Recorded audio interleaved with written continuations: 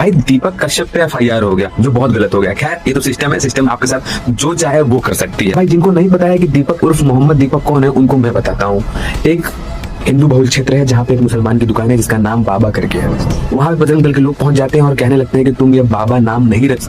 फिर वहां पे वो लोग उस बूढ़े व्यक्ति जिसका वो दुकान था उसे मारने लगते हैं। फिर वहां पे पहुंच जाते हैं दीपक भाई और वो कहते हैं कि तुम ये नहीं कर सकते, ये अभिव्यक्ति की आजादी है, सांप्रदायिक भेदभाव नहीं हो सकता यहाँ पे। तो लोग सब उससे नाम पूछने लगते हैं कि तुम कौन हो, तुम मुझे क्यों बजा रहे हो? तो वो कहता है कि मेरा नाम मोहम्मद दीपक है और मैं ह्यूमैनिटी के लिए लड़ रहा हूँ। फिर उसके बाद बजरंग दल के लोग बाबा नाम को छोड़ के ये लोग दीपक भाई के पीछे पड़ जाते हैं और उनके खिलाफ नारेबाजी करने लगते हैं, मुल्ला कट्टू बोलने लगते हैं और उनके खिलाफ आंदोलन स्टार्ट कर देते हैं। मुझे 1 मिनट का समय दीजिए, मैं पूरा सब कुछ आपको बताता हूँ कि ये कौन लोग हैं और ये क्यों कर रहे हैं और उनके पीछे इनकी आइडियोलॉजी क्या है। तो मेरे भाई कभी भी आंदोलन के लिए आपको 2 चीज चाहिए होती है, पहला ग्रीवांस, दूसरा आइडियोलॉजी। और इनका ग्रीवांस यहाँ पर ये है कि उस टेलर ने अपने दुकान का नाम बाबा क्यों रखा, क्योंकि बाबा तो हिंदुओं में होते हैं, साईं बाबा होते हैं, हमारे यहाँ तो पीर बाबा मीर बाबा होते ही नहीं है, जो बिल्कुल ही बेबुनियादी है और बेतुकी है। और भाई रही बात आइडियोलॉजी की, तो आइडियोलॉजी बजरंग दल की है ही नहीं ना, ये लोग बजरंग दल के हैं, ये लोग कथाकथित बजरंग दल के लोग हैं और ये वही तंत्र है जो बजरंग दल को बदनाम करती है। तो भाई बजरंग दल हो गया, हिंदू युवा वाहिनी हो गया, RSS हो गया, कभी भी हमें सिखाता है कि हमें अपने हिंदू धर्म को आगे लेके जाना है, अपने राष्ट्र के लिए काम करना है, अपने मातृभूमि के लिए काम करना है। और भाई सनातन धर्म कभी भी हमें भेदभाव करना नहीं सिखाता है। सनातन धर्म हमें जीने का तरीका बताता है,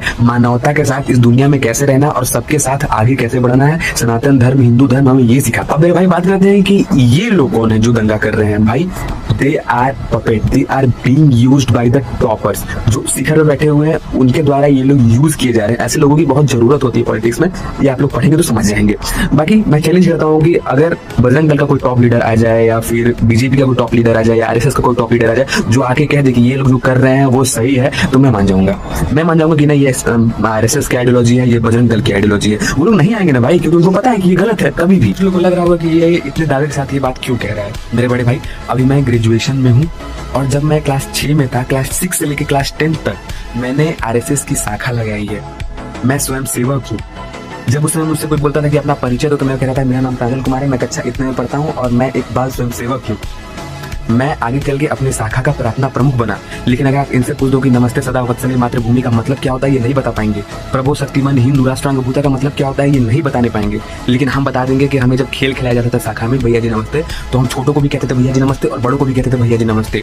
क्यों कहते थे ये हमें पता है। जब 1-1 घंटे बैठा के हमें बौद्धिक कराई जाती थी हमारे ITC, हमारे OTC में, तो हमें पता है कि 1-1 घंटे हमें क्या बताई जाती थी, सेल्फ इंप्रूवमेंट की बात कैसे बताई जाती थी हमें। लेकिन ये नहीं करके आएंगे, इन्हें इस चीज का ज्ञान है ही नहीं, इनका फंडामेंटली क्लियर नहीं है।